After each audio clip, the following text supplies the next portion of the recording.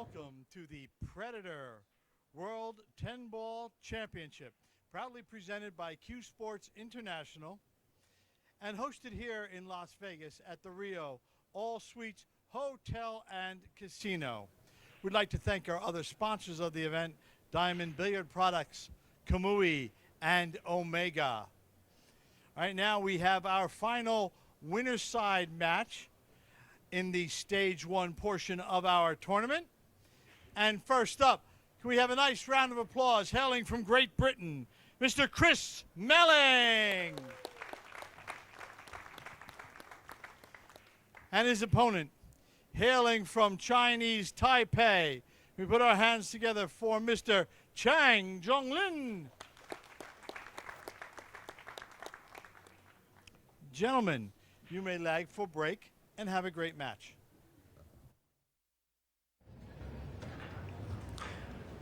Welcome everyone to the Predator World 10-Ball Championships. We've got a heck of a match for you here today between Chris Melling and Jung-Lin Chang. This is George Teacha in the booth with Jeremy Jones. Jeremy, tell us about our players. You know them the best. Yeah, well, Chang Jung-Lin, probably his biggest recent title, that being just last October in Virginia for the International, looking to defend that again this year. And he just won a pretty nice tournament in Iowa when he entered the country for this trip with a lot of stellar players and just worldwide wins. Neither player have a world title, though, George. Looking to do that this week, and both on the winner's side. Chris Melling, of course, a real solid snooker player. Starting out, then went to English 8-ball, which he did real well. His biggest 9-ball title might be the Derby City Classic last year. But has been right up there in many other tournaments. Yeah, he's one heck of a player. He's very well known. He's got YouTube videos that just have some great runouts. Just bar none. They're just 4-rail shot, 3-rail shot. Mike, there we go. And he's off to a great start here with a nice break. Yeah, and you just notice certain players that, Chang has been around a minute. I remember him from when I actually used to go overseas and compete in some big tournaments, world title tournaments. And he was always really solid, but he just kept at it and now flourishing a little later in his career than most, at the age of 34, excuse me, yeah. And that sounds crazy, 34 for CueSports, saying it's a little older, but that's just how young the game's going. But as far as cue ball and pattern play, almost like an Asian Buddy Hall, you might say, just really, really keeps it in line, makes sense every shot he shoots, and just like Buddy also, when he has to come with one of the best in the game at that as well. Yeah, he looks real solid. The stance is perfect. Everything just looks great. I mean, moves the cue ball fluidly. Just look at this. Yeah, well, no effort. A typical Chinese Taipei player, as far as they really use the mechanics to their advantage, use a lot of good timing and follow through to manipulate the cue ball and be really consistent with things. And one thing about Chang is he's a little bit taller than most Chinese Taipei players, and if you really exhibit good timing with a big frame, you get easy power. He's got great power. He's using both players are sponsored by Predator. Chang is using the Predator Pantera C8 model, whereas Chris is using the Predator Black. The new line are both top models for Predator, and they're both using the Revo shaft. Well, we didn't have to talk much about this opening run because he was just in line every shot. Every shot. It was pretty obvious. I even think I could have figured it out. So I'm sure the viewers could have. Well, I'll tell you. Just like that, we're at 7-1. Yeah. I mean, 1-0. Yeah, I know. That one. I commentate. We all do the rotation on the commentary. It's 2 out of 3 matches for me, George, and Jim. But all the matches that I've done here, I've seen a lot of breaking runs to open. So that lag is huge. And I think the players know it. You know, it's funny you say that because in the last match I mentioned that Earl started out real strong. He started with a break and run and then kind of just tapered off, but then kind of came back a little stronger at the end. We've seen that from many players, like you just mentioned. Early in the match, they're real focused, and it seems that when a player has to make up ground, they make it up in the middle of the match. We've had a couple of matches where they make it up at the end, like 4 games in a row, 5 games in a row that one time. But most of it's in the middle ground. They all start out very focused and intent, and it doesn't seem like they start out with pre-game jitters. No, and we're deep into the tournament now, so you kind of expect that. And, of course, the names and the players we're looking at, the recognized faces, and you know, how they keep up the standard of play. And as the tournament goes on, you're usually going to see it get better and better, especially with we've got a great format for the players. They're in a real good spot to be able to play their best pool. Predator and CSI have done a fine job as far as that. And that's an important part of running the tournament. Try and set it up to where the players can play their best. And that's what we all want. They got to play their best here. This is a race to 8 format. After tomorrow, they'll do a draw tonight, actually, because we'll be down to 16 players starting tomorrow. And we'll start with, there'll be a new draw. And the last 16 players, it'll be single elimination, a race to 10. So a little bit longer race, but there's no tomorrow. Yeah, and Chris's hand was forced a little bit there, George. I mean, he had to thin it, and it looked like the 9 was in the 2-rail path. He would have loved that 9 not to have been there. It would have been pretty easy to get up underneath the 8, but consequently now an offensive shot offered across corner bank, and that's another thing. It's like most of the great players, Chang is aggressive as well. And he's going to go with top English down for the 3 in the side. And the reason why he played that is not only the bank laid very natural that way, you could see there was an element of cover just in case he missed it. And talk about comfortable. He didn't take much time there, made a decision, and knocked it right in the center of the pocket. So he's pretty intentional. Gets up there, he knows what he wants to do, and has no bones about it, doesn't hesitate. Yeah, and that's just a makeup of a solid foundation when it comes to getting through the rack. Meaning, there's times when you have to make a decision, but the players, it's almost like Earl. People always thought Earl was like just a quick shooter, just a straight shooter, but he just knew the game really well. Things were very obvious to him quickly, and Chang's experience here kind of shows the same. He'll take some time when time is needed, but he does a lot of the same things, and that bodes well for winning tournaments. Yeah, this lays out real nice for him. This is pretty much a stop-stop combo, and go from there. I don't see him. Now he's got a little angle, which is actually but such a pure stroke. And watch him. Yeah. He'll hit mainly center low. That holds the ball the best. Maybe a hair of right English. But you don't want it to get away from you. And we'll keep you updated on the outer scores. Yeah. We've got a lot of winter side matches going on. And they're all the winter side matches. The last 8 matches are being played right now as we speak. So after this round, there will be 8 on the winter side. So 4 matches on the winter side, and 9 balls in the corner pocket. The other 8 will go over to the 1-loss side. But like I said, the 8 o'clock match tonight will eliminate everyone over 16. The top 16 will come back tomorrow. He got a little funny here. He's got to hit this lightly withdrawal. That way the pocket's a little bigger, and he could hold the 8 easier. Yeah. But Melling, I think Melling knows, Chang being one of those players that a little bit of an opening is a lot different than maybe a tier down in this tournament. And that's hard to say, but it's just one of those guys that's going to take advantage of everything. Yep. You can see that just as the way he, floats around the table, shoots in a nice rhythm, and executes everything perfectly. I mean, he was in line the whole time there, I thought. And he'll come back I mean, this would be Chris's break now. And no, this will be Chang's break, I believe. 2-0. No, you're right. Right? It's 2-0. Yeah. He started out. Chris broke and That had to was- feather the one there. Yeah. And Left the bank. yeah, and that's what I was going to get at. He got in line, but he opened with a really nice cross corner. He made it look really easy, but that ball was up near the middle diamond. It wasn't like it was on the first diamond where those cross corners really become somewhat of hangers for these great players. Again, this is a race to 8. We're using the alternate break format. There's a 3-point rule, meaning that 3 balls must cross the head string or 1 ball pocketed and the 2 balls cross the head string.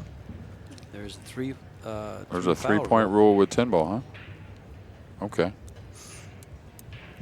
I haven't heard anyone call it for the 9 ball or for the 10 ball. Yeah. And we are also at this stream table. We are using a 40-second time clock. The players will be warned at 10 seconds, and they get 1 extension per rack. And watch the extension through the rack. That makes all the difference in the world. Really gives that extra. Meaning the extension through the cue ball, I meant, with the cue stick. It's a big part of that 10 ball break. And not saying you need a real long one, but the longer you can put that with that good timing, you just get a little bit better results than the next guy. Shane goes all the way to the center of the table with it. Mm-hmm. He's got a real nice break here. Just got to get on the 3 ball. Yeah, and I think he'll go forward. Oh, he can draw past the 8. He feels like he can get by the 8 here. I mean, by the 5, excuse me. Used every bit of the pocket. And now again in good position. And you could say that he could have got a little straighter on this, but really he kind of got the most out of the shot, especially without flirting with coming behind the 9 with the cue ball. I thought he was flirting with hitting the 8 ball, but no, he drew on this side of the 5, actually. But in addition, what you might want to know is that the 10 ball does not count as a combo. If you pocket it as a combo, it gets spotted and you keep shooting. Well, it looks like he's got to kind of shove the ball a little bit and force the cue ball to the right. Unless he's just on the real bad side of it, he may just have to go to the rail and take a cut shot. But, ooh, man, that's close. Yeah. I think he's going to creep this in and just take the cut shot on the 6. Coming back and forth for the 8. Yeah, just like that. And he has so many shots. Like, if he feels like he's supposed to float this in with outside and just come 1 rail to the top of the 8, he'll do so. If he feels like that's a little better shot, he's not going to really like cinch the object ball and take a worse way to shoot the ball for a position. Whatever is correct, he sticks with mostly. Pretty impressive. He took his extension there and see which. I looked at him just use a little outside. Okay, he's going up and down here. Yeah. It's right on the 50. That's what I'd have been worried about just right there. That. Yeah. It didn't hurt him. It could have. No, you chip the cue ball coming down the table on a ball near the spot, that just offers a scratch a lot. Sure. But it did cost him as far as he's going to have to shoot this 9 from near the rail. Is he going forward to get off the rail here? He might. Just pounding it. I think he's going straight forward 2 rails. Wow, he got a lot out of that. He got to the other side of the table. So we've already seen when a shot comes up that requires a little more execution, he's not too worried about it. He's not gun shy. You know, I don't know if I've been told by players that use the low deflection shafts that shots like that you can shoot because of the shaft, and not so much. You might stay away from it with a wooden shaft to go off, because you can get an angle from almost being straight in, and that's exactly what he did with that shot right there. Right. He went forward and knowing that he was going to come in with enough angle that he wouldn't catch the corner up on top. And he takes game number 3. Yeah, and It's 3 in a when row. low deflection shafts hit the scene back in the mid '90s, some of the big marketing behind them and some of the things that were supposed to add a little cue power, meaning spin ratio, easier to draw your ball basically, and then also dealing with inside English. That was a big one. And it still is, I think. When you hear even the top players today talk about certain shots they really like with it, it's the easy cue power and then also dealing with inside English. What if any, do you feel that playing with or have you heard that playing with a low deflection shaft might create? What problems might you have? Well, just little subtle swerve shots sometimes. Oh, he missed those quite a bit, but he's going to get some results, and he needs them. I thought he was going to lose the cue ball in Yeah. the corner. It was tracking right for the hole, it looked like, but it was just off. And he's got a decent shot on the deuce. And 3 balls available. Oh, he's looking good here. And he's a little funny as far as he's got to come across, though. So remember, this table's slick. It'll want to fall downward a little bit if you mishit it. Okay, pretty good there, though, it looks. Oh, my. Oh, he got awful But close. you see how close it was to Sure, the 3? sure. It's easy for the cue ball to want to come downward, especially if you put more pace. You actually have to creep into position a little bit more to hold the line on the cue ball. Is he trying to cut this? Is this a Chris Melling cut? He's thinking about it because he doesn't want Chang to come back to the table. Well, that's for sure. That's how these guys think, and it may be a little of that score talking to him right now, 3-0. That's a tough cut, but he's made it. He's going to be on the back rail, but with a shot. Okay. Choice of pockets. One of the things about these guys, one of the things we haven't really talked too much about in the Predator World 10 Ball is Fargo. Yeah. Boy, yeah, that he left that one in too far. Chris's is a 784. Chang's is a 817. I think this Chang's is one of the highest in the world. And you can see why. And talked about it a little bit with Chris. I think he, when I've seen him play his best pool, he's not a slow player by any means, but he just takes a hair more time. All out of that win at the Derby just a couple years ago. He played some fantastic 9-ball there. Now this one's a little funny because he's wondering. That's why you'll see guys when they're coming on at this full angle and the ball being deep, they'll draw out of there rather than try to hit a follow shot. And it's mainly because they're in a little bit more of control what happens. Right. If they try to clip it and hit that point right there, sometimes that goes sideways on you. Now, if they're on the side rail where they go right into that point easily, it's a different story. But when you're coming from across the middle of the table, it's a tricky shot.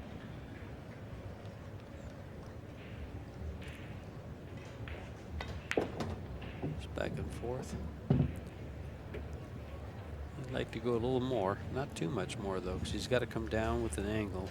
Yeah. For this 9-ball, he's almost laying perfect. Yeah, and I'm really shocked he didn't just lay up for the 8 and long. A lot of guys like to move to the short pocket, of course, but that one there was a lot of cue ball movement from some distance just to get on what might be just a little easier shot on the 8.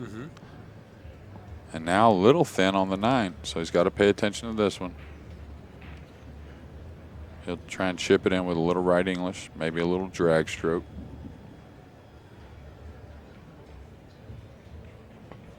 Oh, he went 4 rails. Okay.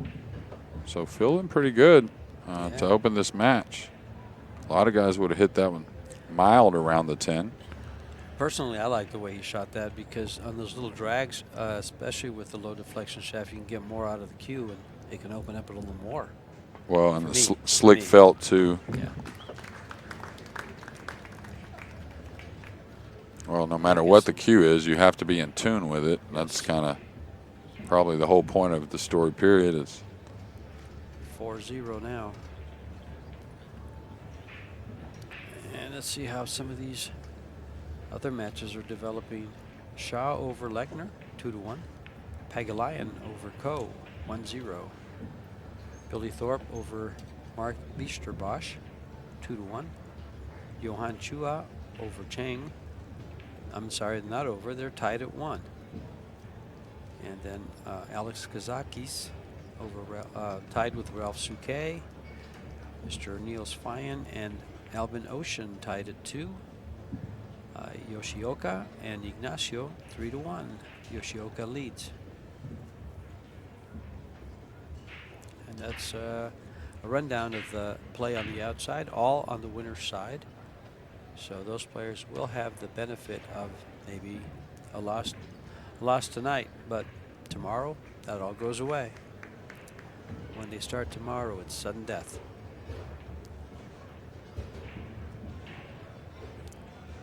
Nice break.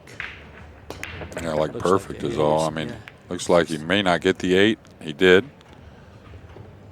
It just, you know, he just looks set up, and that's what I didn't mean to say. Nice break. I meant to say nice setup for his break. He's just looking real good there. I watch Shane break. I watch a lot of the breakers that break real successful. That's exactly where they break from, and that's exactly where the cue ball goes. It goes straight back up, and then the 2 balls behind the spotted ball to go to the side pockets. He didn't get that. He got the 8 ball going around 4 rails. Yeah, for this table, I actually think he overhit him a touch. I think the second balls have been going a little long, it seems like. Yeah, it does seem that way. And really, I was a little upset he didn't end up with some type of, like, tough offensive shot, because I think he would have shot it. Yeah. So you think, well, I think he's come to play, especially with a 4-0 lead, but here's where the leads fade away. It just seems that most of the matches that we've seen, here's where the players start making it up. Now, Jung-Lin broke the balls there. Great shot. 0. And now see, he's been able to turn his safety into a, he would you call that a better safety? Or Yeah, he left him a piece, I think. Okay. But still, it was a great hit, and just about all he could do. He had to just edge the one, ran the cue ball deep into that corner pocket. Ooh, maybe not. Wow. Maybe not. He's got maybe a piece, but it's such a small piece that is dangerous. Yeah, and I'll tell you, this is probably maybe not the most impressive part of Chang's game, in my opinion. I mean, I love his cue ball and his pattern play. We've already talked about it, but I'm not sure anybody kicks any better that I've seen in a long time than this man. Though watch, he was very controlled bringing the cue ball over here towards this other side. Now, very unlucky, and maybe he would have left a shot anyways, but he was playing the percentages, trying to separate the balls, and I've watched it now for a couple years, man. He's awfully good at it. Yeah, he kicked the 1 ball to cover and the cue ball to cover, and just happened to float between the 2 balls there, where it would have left it open, but in the direction of the side pocket, and it got away from him. Yeah, and Chris Melling wondering, what do I have to do? Now I have to play safe with ball in hand. I can't even try to get the arm a little loose. And you can see that Jung-Lin is sponsored by Predator. His shirt he was wearing. Right, it's a good shot of it again. He's in trouble here, though. Not sure of the kick shot here that is available at all. Don't know of any that I can see. Maybe a 1 rail in between the 6-7, like jack up over the 10 and shoot 1 rail and try and bend it in between the 6-7. I just don't see anything else at all. Well, I don't know that he can reach that. Well, he's right-handed. He's tall. I think he can, because you'll shoot way down by the diamond here. You'll shoot to the bottom rail by the diamond. And I don't know if he can tie anything up, because it would still be hard for Chris to get the 3rd foul. So he's going to try and put the 5 on the 10, it looks like. Pretty smart. And need a little more. He gave it a go. I was going to say, but he's left his opponent straight in with ball in hand.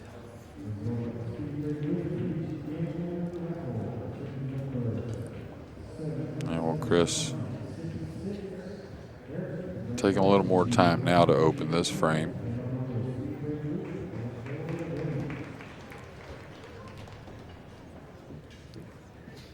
Well, I suggest that he gets this one done or controls the table well, because He's down 4-0, and I'm sure he doesn't want to go down 5-0.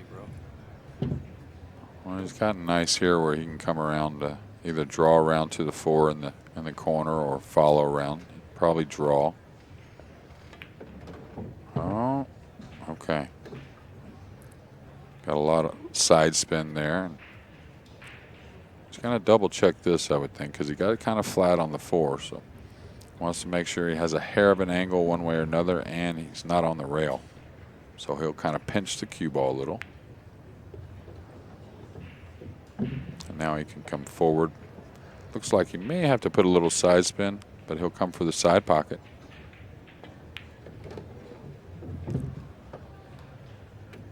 Okay. Down and back up, or just real slow? I think he's going to come to the rail. It's a fast bed. Yeah, You don't want to fight it. There you go. He's going to go right back to the side pocket again. He likes the shorter shots. Well, there the line was okay, and everything's so available. That looks pretty nice there. Nice close.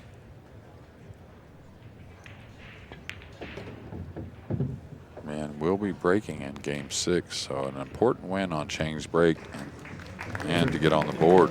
Yeah, turn it into 2 if you can. Good opportunity. And you always want your wins to come at your opponent's expense on his break.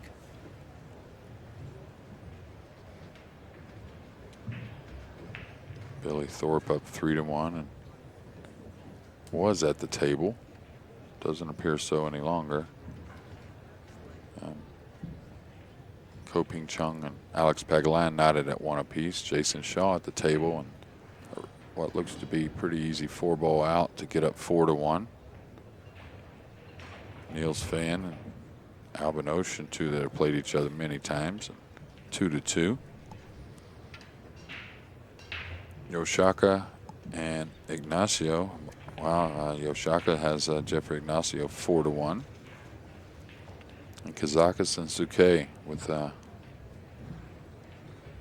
Alex leading 2-1. Well, here's Chris breaking the balls. He looks pretty solid right there. Open bridge.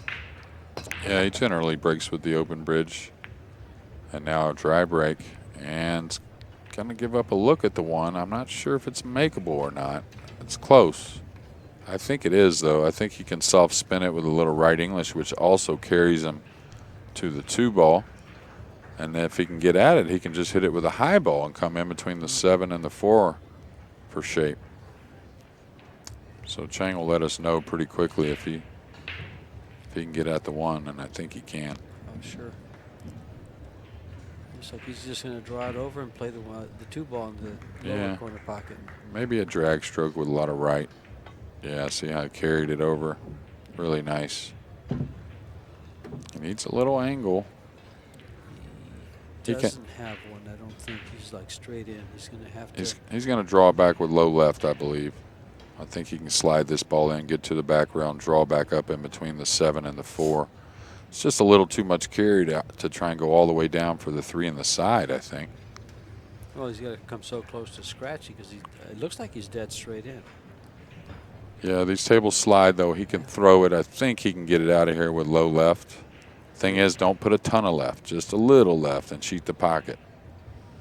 He's got such a good stroke. The pocket should open up. Called it. Perfectly drawn ball. And you'll notice he didn't cream it either. No, really, just a nice stroke. And that's some of that power, that cue power you talk about. Yeah, and it's technique as well. Good timing. Like when you're drawing the ball, you don't want to send the cue ball away flat and then it starts to draw. You want it drawing right from the tip. And that's it has everything to do with your timing. And that's how the best players in the world, they draw the ball so easy, they follow it so easy. And also, George, you get the most consistent hit from cue ball to object ball that way as well. And it's really the formula for playing in today's game because the equipment is so good. Like when you and I started, you hopefully before me, I think. We talked about that. Okay, well, yeah. I think I'm 19 years old. You're elder, sir. Yeah. So, well, I don't know if you started late but anyways, another comfortable swing. That's not easy. A lot of guys stay away from that type of shot on the slick felt. Yeah. It's hard to hold that two-railer with slick felt. Yeah, and you got to hit it easy, and you got to have put a lot of ride on it so you can hit a little thicker, so you can slow the cue ball down. But getting back at it, you and I, when I started, I played on equipment where you had to slug it and spin it to move the ball. Yeah, that Simonis cloth wasn't so popular. Yeah, or that type of cloth now. Type of cloth, yeah. Oh, that one's a little thick, but he got it. He got there. I started at 15 years old. There you go. So I started 17. Kind of late. But I don't think it's a bad age. I think it's easier to not develop some of those habits that some of the youths can develop if they're not around some help. Especially when they start playing at a real early age and they can't reach the table, they start out with that sidearm. That maybe later it gets a little harder to break that habit. But with good coaching, you overcome that right away. And interesting out here, you can see the 8. It does not go on the side. So he's going to need an angle on the 8, which makes the shot a little more difficult to get back over for the 9. He's coming straight over. One thing we've seen, though, yeah, he's good. One thing, because of what I'm going to say, the one thing we've seen is if he gets just a little straight, he has such a powerful, clean stroke, he can probably maneuver out of harm's way. He showed us that already, and watch, he'll show it again right here. I think he'll get it off the rail pretty. See what I mean? He just gets it off the rail real well. I mean, he came almost all the way across the table, and he was pretty close to straight in. Well, it's the same thing that I just talked about. So even when you're punching the ball, like he was punching it, it wasn't a totally flat ball. It still had a little bit of rotation on it, which makes it move a little more, makes it roll out a little longer. And, man, a clinic so far. He's been successful. Every time he's come to the table, he's been able to control it.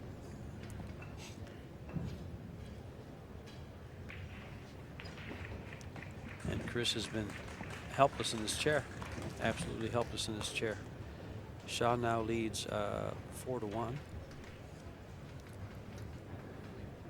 Thorpe leads 4-1. Chua leads 4-1. Kazakis leads Ralph-Suke 2-1. Niels leads Ocean 3-2. Yoshioka leads Ignacio 5-1. These are all winner side matches.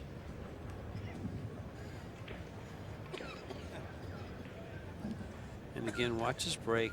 He just sets it up. I mean, it's as good a break as I've seen. Looks like he took a page out of Shane's book. Well, that was the starter of it. Yes. And what happened, really, actually, as far as the, excuse me, the outcome of the 10-ball break, the new era 10-ball break, the actual outcome, what you're trying to do is the balls you're trying to make, the position you're trying to play, that break's been around for a long time. Efren used it back in the Camel Pro Billiard Series when we played 10-ball breaks, but he would draw the cue ball to the end rail and back up. Many players had the same successes, but just couldn't repeat it or be as devastating with it like Shane developed. Well, a different hit on the ball as well. I mean, Shane spent hours and hours and countless days developing his break. I mean, it was rumored that he would spend, hours, 8-10 hours to get it down. Well, he's missed one. Oh. Okay, and the 2 doesn't go. Maybe it squeezes by. He's got an offensive bank here. He could play the 1 by the 3 and put the cue ball behind the 4 as well. That's a pretty easy safety and lays pretty natural. Leave everything on the same rail. Yeah. Now you want to probably call the 1 just in case. Or he's going behind the. What's he doing here? Going behind the 10. By the 10, I think, yeah, that's a good spot. Nothing wrong with that. He's going to get the jump cue though. It looks like he's open. Looks like he has a window. No, he's got to go over the 10 about 75% of the 10 or so, but he definitely has a look at the 1, meaning The 4's not in the way. Now he's going to look to see if the 2 slides by. It's important. It's important to whether you want to try and bank this one around table, maybe. He'll probably call it regardless. Like you might call it 2 on the side right here if you're trying to bank it around the table. Try to hold it behind 4. No, he's not. He can't. I think he's going to get a nice little roll here. No, maybe not. Unless it hit something. It hit the 7. Yeah. 7 almost went in. And he's straight on this combinations, and the 7's on the inside of the hole and a little deep. So a bit touchy here. And not, of course, to make the 7, but to hold the 1 to where he can get on the 2.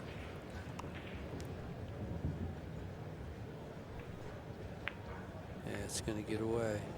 Yeah. But he brought the cue ball down to get straight in on it for the other corner. Yeah, and that was good thinking.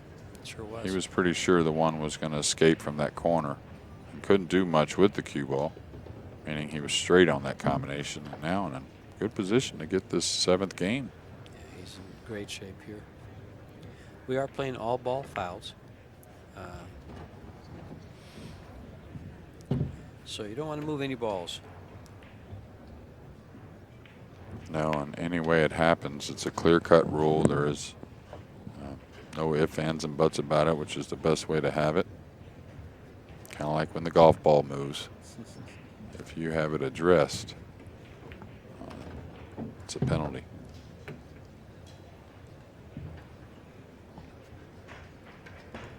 Again, due to the shelf of these diamond tables, that ball's pretty deep in that pocket.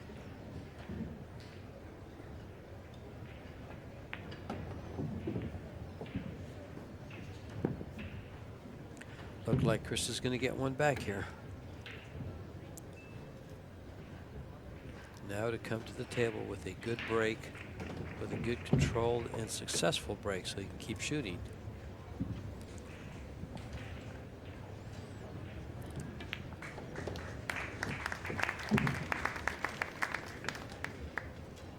Yeah, and he's breaking in game number 8. So really essentially what has felt like a much wider margin. If he gets out here or wins this game, he's only 1 break behind as far as the alternate break format's considered. Tough little tournament here. 13 of the 64 players had world titles. There was a lot of top-notch players that went 2 and out. There was 16 of them, in fact, that went 2 and out in this tournament. Roberto Gomez, Fan Yang, Warren Kiamko, Fabio Rizzi, James Aranas went 2 and out, guys. Miško Fortunski, who played so well in the 9-ball, as did Aranas. Eklund Kachi, guys, Darren Appleton, Oscar Dominguez, Torsten Holman, Hunter Lombardo, Matt Edwards. Wow, Matt Edwards came in here into the arena and played a really nice match. Yeah, he just kind of come down the stretch, had a few mistakes, but played the first 6 games of the match. Yeah. Real nice form. Well, he's got a shot, and he's going to definitely attack. He's got to figure out maybe just straight high inside and try and come to the left side of the 8 and drop down below the 2 somewhere. I mean, he could throw this in with outside and try and come 2 rails to the center, man, but that's touchy. If he clips the 8 or the 9, he could be in really bad shape. Don't think he really can pass up. I think the 2 goes by the 9 as well, so I think really just cutting it in with a hair of inside, try and get by the 8 and come down towards the 2 is your best option. Yeah, because he could end up, he won't be able to hold it. He could end up for the 2 ball in the side pocket, but he probably wants to go beneath it and shoot it in the upper right-hand corner. He's looking at his where he wants to travel off the 1. Well, I think what he's looking at now is is there a way to run into the 8 and be good? Because what he feels like is he can't avoid the 8, and I think with an easier swing and kind of float the 1 in a little bit, I think he'll beat the 8 easily myself. I agree with you. I think just a hair, just high English, and maybe a hair of inside. Hair of inside. Yeah, I think now. he beats it. It's a nervy shot, but I mean, I think it's one that he can handle. Well, those thin cuts, you know, it's actually a way to aim the shot, too. You use the side of the cue to aim it and just go right through there. Yeah. Now, if he hits it with a bit of speed, he'll deflect and maybe catch the 8. But that speed, even he got into the 8, and now just barely has a sliver of the 2. And if he doesn't have enough to be able to draw off of it, he's in serious trouble. Well, his instincts were correct. He was going to run into the 8, and he did. Yeah, but he played it more with a high and a little bit more firm, I thought. And he knows the angles better than we do, but it sure looked like he could have got by it. Well, again. Is he coming back up on the 10, 2 rails? Oh, he caught the 4. He caught the 4.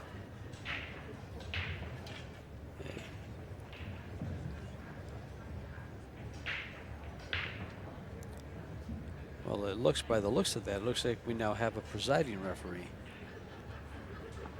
Yeah, he's been here the entire time, I think. He's been racking the balls. Well, yeah, they rack the balls, but unless they're called in, they haven't been coming in and calling a foul themselves. The players Oh, he didn't call a foul, though. Chris okay. called the foul. He pointed at the referee and called the foul himself.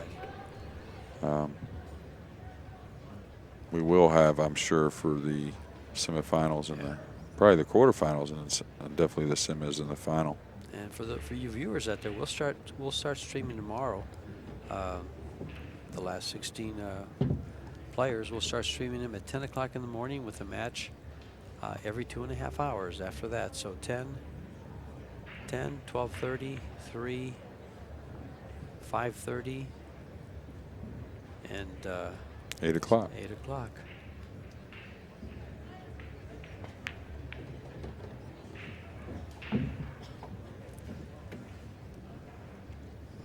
This looks really disheartening for Chris.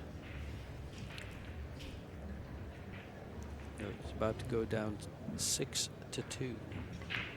But he's got to finish it. Yeah, you mentioned it. There's been some comebacks. Maybe not all the way where they finished the comeback, but we've had many where we had some had some big leads and held on to win. But we had one. Was it one that came back? It was Federer Gorst and Matt Edwards. Did he come back 5 in a row to win the match? He sure did. That was last night. Yeah. Federer ended up getting knocked out today, but he had a success last night. That'll carry him on for a while. speaking of success and making it look easy, Jung-Lin now to go up 6-2 and breaking. Our outer scores, Jason Shaw. Over Max Lechner. Yeah, he's ahead 6-1, I believe now. That's what it looks like, 6-1. Ko ahead 3 and 3-1 over Pagulayan and shooting. Billy Thorpe up 5-2. I believe Biesterbosch is at the table. Johan Chua and Wai Chang, which Kevin Chang. Chua leading 4-1. Yeah, Chua just. Kazakis and Suke only at 2 apiece. Niels Fan and Ocean tied at 4. And Yoshoka and Ignacio. Yoshoka leading 6-2. Some outstanding play on the Outer Banks. And there's a couple of, well, that Johan Chua, I'll tell you what. Talk about a guy to me who's in the challenge room, pretty tough customer. Just gets settled in. He's still getting some of that tournament experience, and it's not easy. I used to be pretty decent in the challenge room myself, and then the first year I went on the Pro Tour, I'm pretty sure I never won a match in 7 tournaments. I was just nervous and a different element. All my peers, heroes. It can affect other players, you know, guys with extreme talents that you feel like they should just win immediately, but it takes a little seasoning to come through the tournament circuit. Oh yeah, for sure. You see it in every sport. Well, it's a short race. When you're playing for money, you can just you know, flip the coin. Well, and I don't, you know, the short races. I didn't start off playing those. Ours were a little longer whenever I started. I don't really think it's that so much. I think it's just the entire atmosphere. The distractions are, see, I was saying by the short races, I'm in a tournament. And if you're playing for money, if you lose the set, you just flip the coin and go seconds. In Right. a tournament match, there's no tomorrow. I mean, you got to win that match, or you're on the loser's side, or you're out. No, I get that. I was just kind of saying like a Johan Chua. He's obviously great in the challenge, but he's won tournaments. I'm just talking about like the bigger stage tournaments. Okay. He's still trying to get a little more settled in. Now, is he playing safe here? Yes, he is. He was trying to nestle him under the 10, I believe, but not what he wanted. But Well, that was pretty disciplined. I mean, he could make the ball, but getting shape on that 4-ball was pretty tough. So he decided to play safe. yeah, it's a little unfair if he at least doesn't, make a mental mistake or something, right? I mean, well, that's why I was saying that's pretty disciplined. 'Cause Yeah, a lot very of players disciplined. will say, I'll just go ahead and fire this, and maybe I'll get shape, or I think I should get shape. He's not. He's just playing everything he can control. yeah. He's not going to take any chances. Well, he knows that he's got a nice lead, and a lead is worth protecting. That's with good decisions. And that's an excellent way to protect the lead. Yeah, I think he's going to get 2 rails behind this and try and slide the cue ball towards the 6 and the 4. He might Probably, get a safety out of it. yeah, call it 2 rails in the side just in case. Chris, very skillful when it comes to these types of shots. Hey, there's his. Whoa. No love at all. Now he's going to put the 2 near the pocket with a little angle to come down. He opened the 4-6.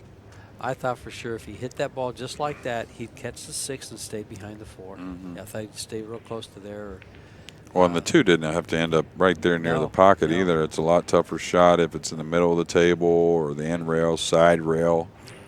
This is just a little bit of a shot he's got to cut in, but everything else about position is natural. He caught the 6. I mean, the 2 ball really thin, and that's why it had so much pace on it. It just went right through the 2 balls. Well, success here with this 2 ball could spell the beginning of the end for Chris Melling in this match. But I guess if I had to lose, I'd want to lose I'm not this sure match. what happened there, but something has definitely caught Chang's attention. Looking over to the right. No, he called extension. Yeah, I wouldn't doubt if he. What's the referee doing? I think it had to do with an extension.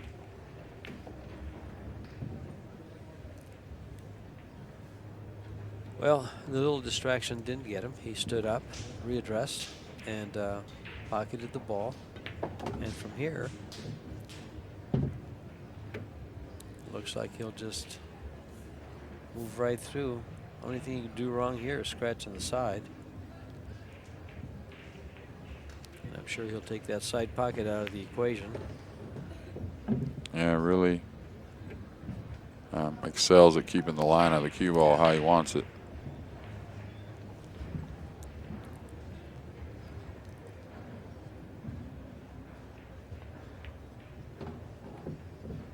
And when it comes down to it, whoever's in the finals of these tournaments or come down to the last matches of this tournament here, the World 10 Ball, Predator World 10 Ball, it's going to take, some openings where you kick safe in some situations to steal matches from a guy like Chang.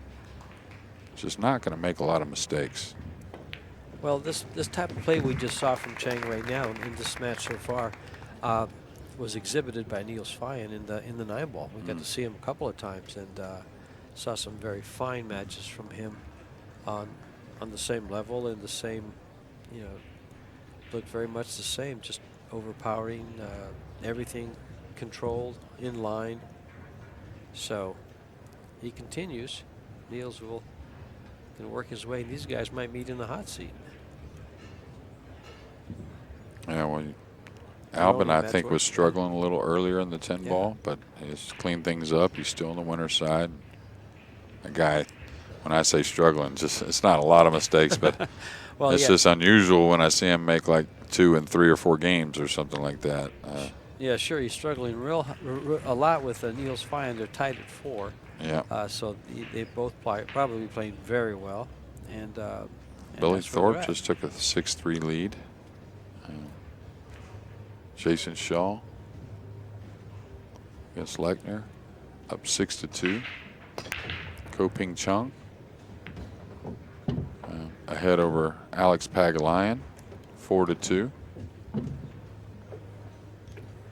Okay, this is a spot he may kick at this if he feels really nice about it. That's a hard place to roll out. He could kick to the bottom rail, trying to clip it, come in 2 rails and clip the 1 and come over behind the 8 with the cue ball. It requires a little side spin, but man, you're in a tough spot to roll out. Yeah. So he's going to roll out To a jump shot. Over the 10. And with the 3 covered up, I'm pretty sure I got to let my opponent go here, especially with a 7-2 lead. There's not much of a decision. Well, I think Jung-Lin can hear you because he just said, "Knock yourself out." Yeah, Shoot away. and really, Chris probably rolled out to the correct place, trying to get it back and create something, rather than take a little the worst of it, kicking at it. Yeah, it looks a little. To me, it looks like he might have gone a little too far up. I don't think the 4's got him. Doesn't have him, so you have to just go over the 5, a little piece of the 5. Yeah, well, pretty full on the 5, maybe over 2/3 of the ball, I'd say, something like Got that. a great line on it, don't you? But he's going to the bigger cue to try and create cue ball power and movement. Oh, he's massing this. Wow, Whoa. what a shot. And he's What a going to shot, get in the and gap, look I at- believe. Sure looks like it. Well, he fooled us there. What a great shot. There's a highlight reel shot. And he's got to knock this one down. Okay, cue balls, so not quite settled this match, that's for sure. He may have to shoot the 5 from some distance also. Can he get to the back rail with the cue ball here? That's important. He's gonna have to. Oh, he went the other way. Oh, wow. Kissed off the 8. Lost it. Wow. Well, Mr. Chang is on the hill here, so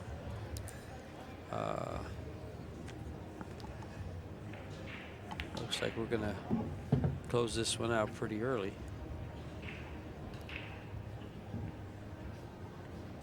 What a great shot he made on that shot, on that 1 ball. Pushed out for it, but looked to be no future in the shot, really. And he just Got a little out of line for him here. Just knock it in the corner, but just draw away from it and hit the rail, come out.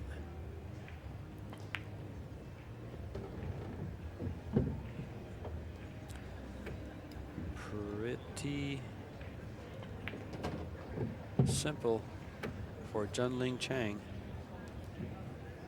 34-year-old from Chinese Taipei. Got here with his world ranking, as did Chris.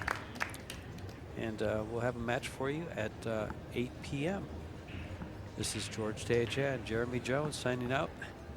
We'll see you soon.